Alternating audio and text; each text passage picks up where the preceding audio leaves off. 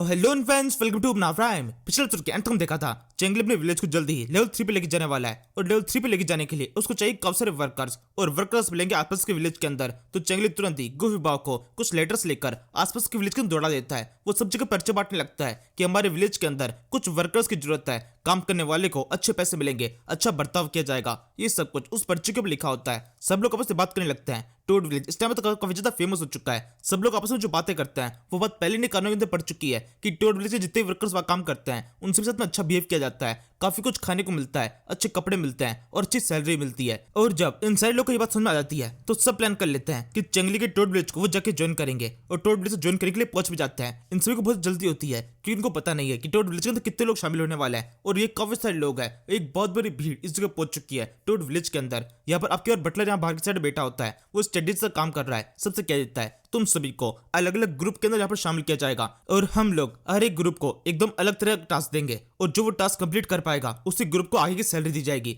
अगर तुम्हारे ग्रुप के अंदर कोई भी एक बंदा कमजोर होता है तो उसका मतलब पूरे ग्रुप के पैसे काटे जाएंगे। इसलिए अपने ग्रुप के जितने भी लोग हो उन सभी को अच्छी तरह सिलेक्ट करना। इसके अंदर विलेज के अंदर काम शुरू हो जाता है। सभी वर्कर्स को उनका काम दे दिया गया है और साथ में सैलरी बता दी गई है। तेजी से सारा काम चल रहा होता है। चेंगली को एक मीटर शो हो रहा है जिसमें लिखा हुआ है तुम्हारा विलेज जल्दी ही लेवल 3 पे पहुंच जाएगा। वैसे इसके अलावा और भी काफी चल रही होती है। चेंगली ने भी कुछ टाइम पहले मगुमी के साथ जो ट्रीटी साइन की थी उसका सेकंड स्टेप आ चुका है। मगुमी अपनी तरफ से कुछ जनरल्स को चेंगली से भेजता है। अब से ये लोग चेंगली की सारी बातों को मानने वाले हैं। यही चीज उस ट्रीटी के अंदर लिखी हुई थी। ये जनरल यहाँ पहुंचते हैं और चेंगली से कहने लगते हैं हम आपकी सेवा में आ चुके हैं। चेंगली बोलता है हाँ बिल्कुल, ये तो काफी अच्छी बात है। चलो अब मैं तुमसे एक इंपॉर्टेंट बात करता हूँ। सबसे पहले तुम लोग मेरे एक सवाल का जवाब दो। तुम्हें यह तो पता है ना ये एरिया पूरे का पूरा मेरा है और जब तुम इस मेरे एरिया के अंदर आ चुके हो तो तुम सभी को मेरी तरफ वफादार होना पड़ेगा, मेरी तरफ सारी बातों को मानना पड़ेगा। मुगुमी की तरफ तुम बिल्कुल भी नहीं हो सकते। इस पर ये लोग बोलते हैं हाँ बिल्कुल, ये बात तो हमें अच्छी तरह से पता है। चलिए अब हमें बताइए हमें क्या काम करना पड़ेगा। कहीं ऐसा तो नहीं आप ऐसा सोच रहे हो कि आप हमारी मदद से मुगुमी को प्रोटेक्ट करके उन्हें खत्म कर सकते हैं? तो ऐसा तो बिल्कुल भी नहीं हो सकता।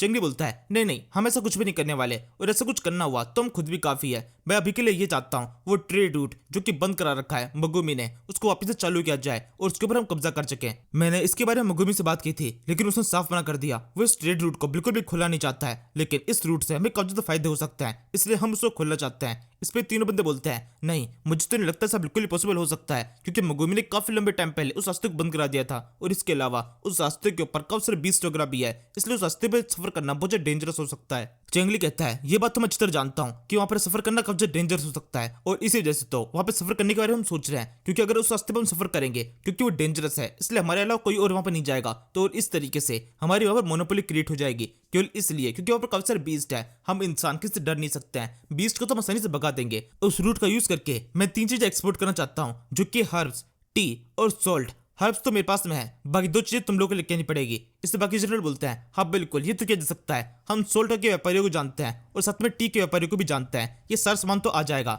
लेकिन रूट का क्या करना है? चंगली कहता है नहीं, रूट का कुछ भी नहीं करना, वो जिस जगह पर है हमेशा उसी जगह पर रहेगा। तुम लोग बस जा से जाओ और जल्दी जो भी सामान तुम लोगों को दिया गया है उस सामान को इकट्ठा करो और सारा सामान यहाँ पे लेके आ जाओ। उस सामान को मैं खुद से एक्सपोर्ट करने के लिए लेके जाऊंगा और खुद से उस टीम को लीड करूंगा। देखते हैं कौन मुझे रोक पाता है। और अब इसके बाद में सीन शिफ्ट होता है। हम मगुमी की मेंशन सीन देखते हैं, उसके साथ में उसका एक जनरल भी है। जनरल उससे कह रहा होता है हमें बिल्कुल भी इस ट्रीटी के ऊपर साइन नहीं करना चाहिए था, उसकी वजह से हमारे काफी सारे नुकसान होने वाला है। हमने उसको यहाँ पर रहने की परमिशन दे दी है जो कि बहुत ज्यादा गलत है। उनके ऊपर तो हमें लगातार अटैक करते रहने चाहिए थे, वरना एक बार उन्होंने अपने पांव सेट कर लिए फिर उनको भगाना तो और तो मुश्किल हो जाएगा। इसमें मगुमी बोलता है हाँ बिल्कुल, तुम बिल्कुल ठीक कह रहे हो, मैं तुम्हारी बात को समझ रहा हूँ, लेकिन तुम देखो ना हम किस तरह उनसे फाइट कर सकते हैं। वो लोग किसी ताकतवर है, उनकी सेना भले हमसे कमजोर है लेकिन फिर भी उनके साथ में सेंग जी है, हम उसको किसी तरह से फाइट में नहीं रह सकते। वो जिस तरह की चालें खेल रहा है हम बिल्कुल उसका सामना नहीं कर सकते हैं। हमारी सेना के जितने सारे सिपाही थे उसमें से एक बहुत बड़ा नंबर उस फाइट के अंदर मारा जा चुका है। 2 बार ऐसा हो चुका है और 2 बार जितना नुकसान हुआ है उसको रिकवर करने में भी काफी लंबा टाइम लगने वाला है। अगर हमने 30 बार भी अटैक करने की कोशिश की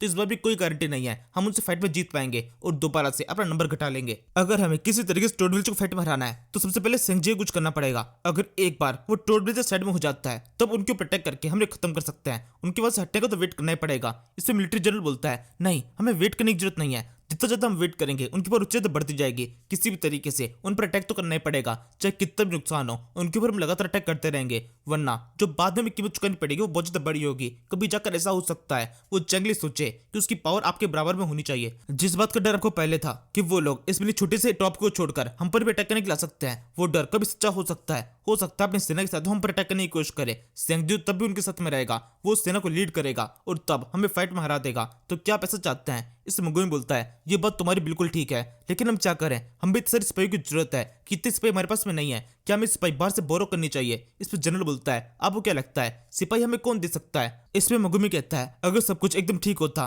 तो वेंडा हमें सिपाही दे सकता था, रिंग ट्रैप के लोगों के पास में काफी सारे सिपाही है, वो सिपाही हमें आसानी से भेज सकता है और जंगली सत्य भी उनकी लड़ाई चल रही है, वो सिपाही जरूर से भेजेंगे। लेकिन एक दिक्कत है, जो रिंग ट्रैप के लोग हैं वो आपस में लड़ाई में लगे हुए हैं, वेंडो बिल्कुल भी सेना को भेजने वाला नहीं है, वो जितनी सिपाही अपने पास में रखा हुआ है उसकी मदद से बाकी प्रिंस से फाइट कर रहा है, उसको सिपाहियों की भी तो बहुत ज्यादा जरूरत है, वो तो खुद हमसे सिपाही मांग रहा है, हमें बिल्कुल भी नहीं देने वाला।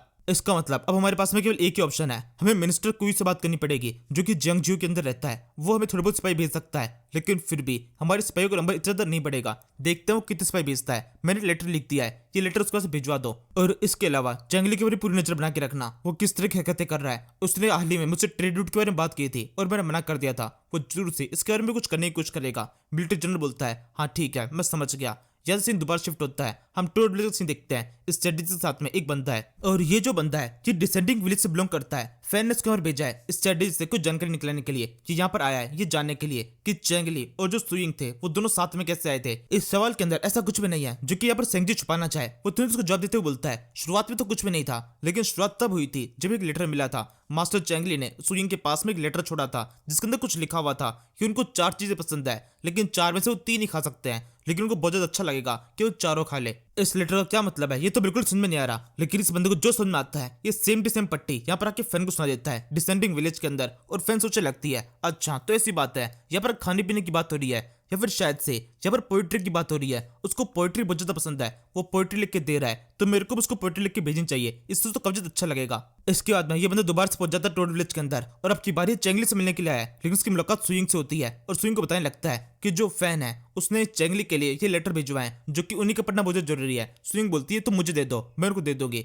तो स्विंग को पढ़ना शुरू कर देती है। इस लेटर के अंदर काफी सारी पोएट्री लिखी हुई है और कोई नॉर्मल पोएट्री नहीं, एकदम अडल्ट वाली। इन पोएट्री के अंदर फैन कुछ ही बोल रही होती है, बस किसी भी तरीके से किसी भी लाइन को रैम करने की कोशिश की गई है और स्विंग से देख देखकर थोड़ी शर्माने लगती है कि ये सब क्या बकवास है, ये क्या बकवास है जो कि चेंगली को पढ़ाने की कोशिश की जा रही है। फैन ये सब कुछ करके क्या साबित करना चाहती है। इस तरीके से सिलसिला काफी लंबे टाइम चलता रहता है। फैन लगातार कुछ ना कुछ लिख के चेंगली के पास भेजती रहती है और स्विंग उनको पढ़ती रहती है। यहाँ से हम डिसेंडिंग विलेज सीन देखते हैं। फैन इस टाइम पर एक पेड़ के नीचे बैठी हुई है, लेटर को लिखने वाले सोच रही है कि उसको क्या लिखना चाहिए, वो अपना पूरा दिमाग खपा रही है, लेकिन चेंगली के पास एक भी लेटर पहुंच नहीं रहा, सारे लेटर स्विंग अपने पास में रख ले रही है। इसी समय फैन की छोटी बहन की यहाँ पर एंट्री होती है जिसने अपनी डायरी कंप्लीट कर ली है। अभी तक ये टोड विलेज के अंदर थी, फाइनली इसको टोड विलेज से वापस आने का मौका मिल जाता है, कि यहाँ पर आकर फैन को बताने लगती है मेरे को कुछ पता चल चुका है, चेंगली के बारे में सब कुछ पता चल चुका है। इसको सुनने के बाद आप काफी ज्यादा चौंक जाएंगी। फैन पूछने लगती है बताओ इसके अंदर क्या लिखा हुआ है, तो उसे वो बताती है इसके अंदर ये लिखा हुआ है कि उनकी जितनी भी कमजोरियां हैं, जितनी भी कमियां हैं, वो सब कुछ। इसके अलावा मेरी मुलाकात लाइलिन से भी हुई, ऐसा पता चला कि लाइलिन और चेंगली बीच में कुछ संबंध वगैरह सब कुछ है,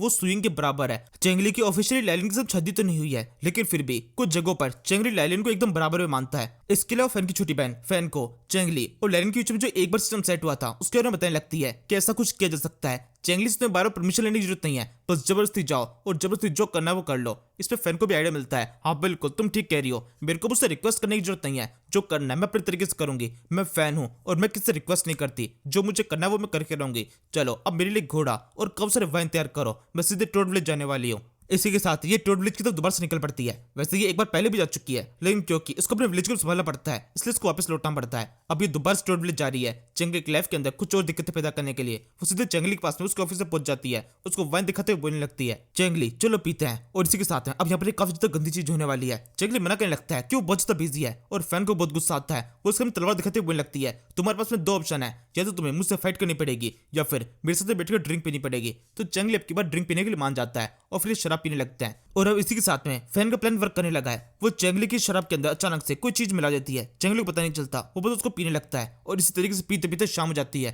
इन्होंने पूरा बैरल भर के शराब पी लिया है। चेंगली की हालत बहुत ज्यादा खराब है, लेकिन फैन अभी भी पूरे होश में है। वो एकदम इंतजार कर रही होती है कब चेंगली बेहोश हो जाए। और अब जब चेंगली बेहोश हो चुका है, वो तुरंत ही उसके पास में आकर उसको पहले पीछे तो पटकती है और फिर उसके साथ में एक बहुत ज्यादा गलत हरकत करने की कोशिश करती है। उसके चेहरे के ऊपर काफी वियर्ड स्माइल है। वो सब कुछ शुरू कर चुकी है। इसी टाइम पर एकदम सही मौके पर सुइंग की एंट्री होती है। वो यहाँ पर आते ही सब कुछ देख लेती है कि किस तरीके से चेंगली और फैन आपस में लगे हुए हैं। अभी तो सब कुछ शुरू नहीं हुआ है, लेकिन फिर भी स्विंग को समझ में आता है यहाँ पर क्या होने वाला था। इस टाइम पर स्विंग एकदम हवाई से उड़ जाती है। उसको चारों कब्जा डरावना दिखाई दे रहा होता है। चेंगली बुरी तरह घबरा जाता है। वो स्विंग जाने लगता है नहीं ऐसा कुछ भी नहीं है। फैन भी घबराते बोलने लगती है अरे यार ये जल्दी आ गई, बस थोड़ा सा और रुक जाती। इस पे स्विंग बोलती है चलो अब यहाँ चलते हैं। चेंगली तुम बहुत पी चुके हो और फैन मुझे माफ करना, अगली बार मैं और जल्दी आऊंगी और इस बात का ध्यान रखूंगी कि इस तरह की हरकत कभी दोबारा से रिपीट ना हो। ये कहते हुए वो चेंगली कान पकड़कर उस वहां से लेके जाने लगती है। फैन सब कुछ देखती रह जाती है। उसका पूरा प्लान बेकार हो चुका है। वैसे सब कुछ पूरी तरह बेकार नहीं हुआ है। जो पिच फैन ने रेडी की थी उस पिच के ऊपर अब कोई और खेलने वाला है। स्विंग यहाँ पर चेंगली को अपने साथ में लेके चली जाती है। चेंगली उस टाइम बहुत ज्यादा गर्मी लग रही है और ये गर्मी कहीं और निकलती है।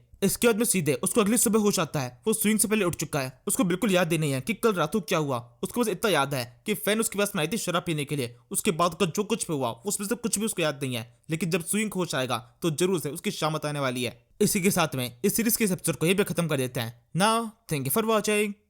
तू मेरा बेटी तू है, अपनी बेटी तू है, समंदर सी दुनिया भावना में बह गया मैं।